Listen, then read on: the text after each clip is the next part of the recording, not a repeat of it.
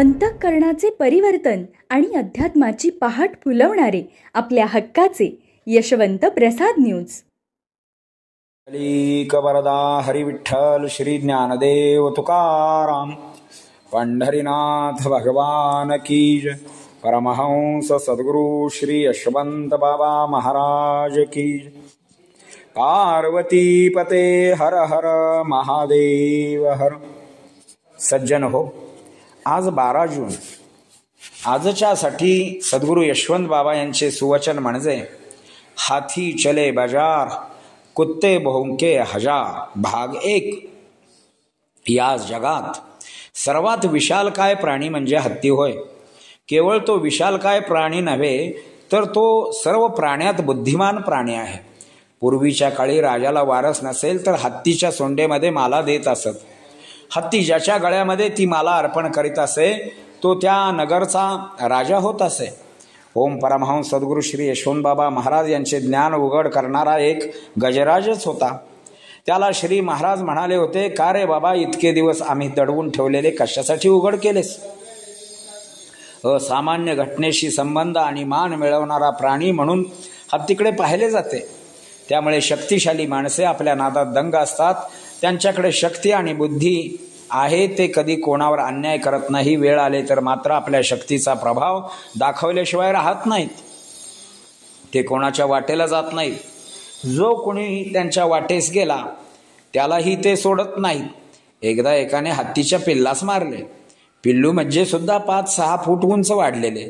एवढ्या मोठ्या पिल्लाला हाताने मारल्यावर काय लागणार, मात्र तुम्ही कसे मारत आहात हे हत्तीला चटकन समजते. पिल्लू माघारी वळाले. 5-6 जणांच्या गर्दीत ज्याने मारले होते त्याला सोंडे धरला आणि आपटला. चांगला 2-4 ठिकाणी मोडला होता. ते पिल्लू होते म्हणून तो वाचला. मोठा हत्ती असता तर वाचणे फारच अवघड होते. असाच एक हत्तीच्या माहुताचा सहाय्यक वारंवार हत्तीची खोड काढायचा. मात्र तो मोठा हत्ती होता. हत्ती 5-6 वेळेला गप्प बसला तरी पण हत्ती विसरला नव्हता. तशी हत्तीची खोड मोडणारा खोड काढतच होता. एके दिवशी हत्तीच्या वरती माहूत बसलेला होता आणि हत्तीची खोड काढणाऱ्याने पुन्हा हत्तीची खोड काढली आणि कशाच्या तरी निमित्ताने तो हत्तीच्या पुढच्या भागास आला. तसा हत्तीने शेजारच्या भिंतीला त्याला लाभला. किती 1 मिनिटभरात त्याच्या तोंडातून रक्ताच्या चिळकांड्या उडत होत्या. छाती फुटली होती. 1 मिनिटात तो गतप्राण झाला होता. असेच एक कुत्र्याचे पिलू बांधलेल्या घोड्याला सारखे दमवायचे.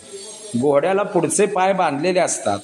हे पिलू मागच्या पायाकडे जायचे आणि सारखे भोंकायचे. शेपूट धरून ओढायचे. घोड्याच्या मागच्या पायाला चावायचे. एक दिवस घोड्याची एकच लाथ बरोबर बसली. पुन्हा कुत्र्याचे पिलू भुंकण्यासाठी सुद्धा जिवंत राहिले नाही. काही अहंकारी माणसे अहंकाराने फुगून गेलेली असतात आणि खोड काढतात ती मोठ्यांची. त्यांना वाटते हे काय करणार आहे मला, मात्र त्याच्याकडे शक्ती आहे. त्याच्या पट्ट्यात तो अहंकार सापडला तर त्याच्या देहाबरोबर अहंकारही नष्ट होतो.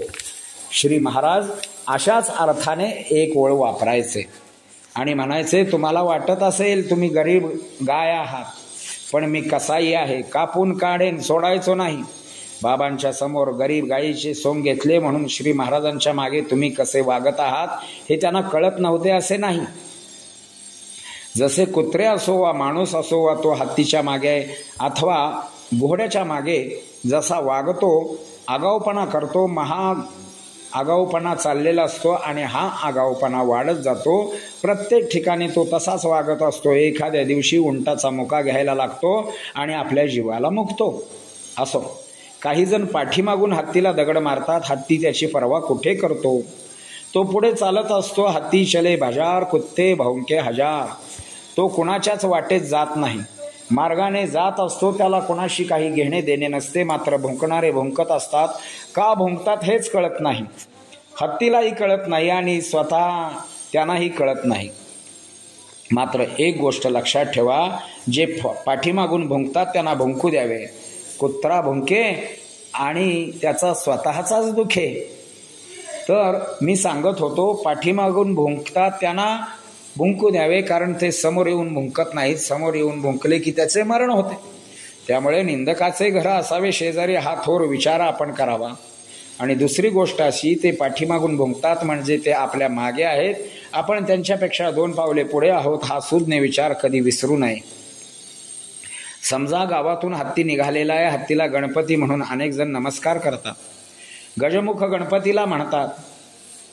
ते एवढ्यासाठीच खूप संख्या नमस्कार करण्याची असते. त्यात भाविक असतील ते हत्तीला नमस्कार करतात, हात जोडतात, त्यांना गणेश स्वरूप मानूनच.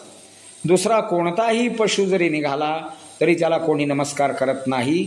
आणि त्याच वेळेस हत्तीच्या पाठीमागून 5-6-50 कुत्री भुंकत असतात. माणसे नमस्कार का करतात हे कळाले, मात्र कुत्री का भुंकतात हे मात्र कळत नाही. एकाला कुत्र्याची भाषा समजत होती. त्याने विचारले, अरे माणसे त्याला नमस्कार करतायत आणि तुम्ही का भुंकताय? कुत्र्याने 2 कारणे सांगितली. पहिली गोष्ट, त्याला देवाने आमच्यापेक्षा केवढा तरी मोठा केला आहे, आणि दुसरी गोष्ट, त्याला माणसे नमस्कार करतात हे पाहून आमचा जीव जळून जातो. आम्हाला का नमस्कार करत नाहीत, त्याला का करतात? आता याच्या उत्तरावर हसावे की रडावे असा प्रश्न पडतो. यशवंत हो, जयवंत हो, यशवंत हो, जयवंत हो, यशवंत हो, जयवंत हो. बोला पुंडलिक वरदा हरिविठ्ठल. श्री ज्ञानदेव तुकाराम पंढरीनाथ भगवान की जय. परमहंस सद्गुरु श्री यशवंत बाबा महाराज की जय. पार्वती पते हर हर हर महादेव हर.